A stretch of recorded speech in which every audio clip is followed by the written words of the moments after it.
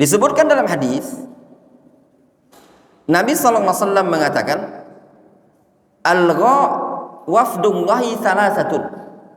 Tamu Allah ada 3, kata Rasul. Tamu Allah itu ada 3. Al-ghazi wal haju wal mu'tamir. Orang yang berperang, berjihad, orang yang berhaji, dan orang yang umroh.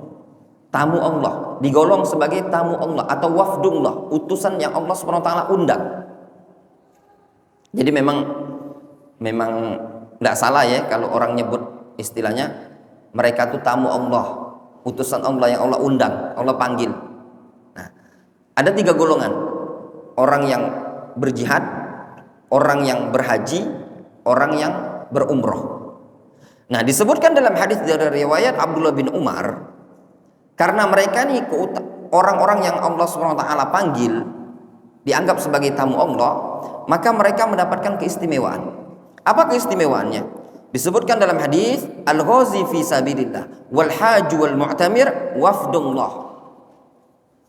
Orang yang berjihad di jalan Allah, orang yang berhaji, orang yang umroh adalah utusannya Allah Azza wa Jalla, tamunya Allah Azza wa Jalla. Da'ahum fa'ajabu wa sa'aluhu fa'atahum. Mereka adalah orang-orang yang Allah panggil dan mereka menyambut panggilan Allah. Mereka meminta kepada Allah, maka Allah memberinya.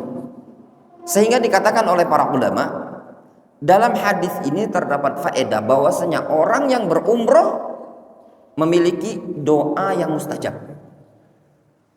Ada doa mustajab. Apa kata Nabi SAW tadi? Fasa'alu fa'atahum. Mereka minta kepada Allah, Allah kasih. Anak kasih gambaran gini. Misalkan kita diundang Bapak Presiden, ya, Bapak Presiden ngundang. Yang diundang misalkan Yusuf, ada undangan. Yusuf datang ke istana IKN, ya, misalkan disuruh ke IKN, ya. Antum datang. Ketika antum datang,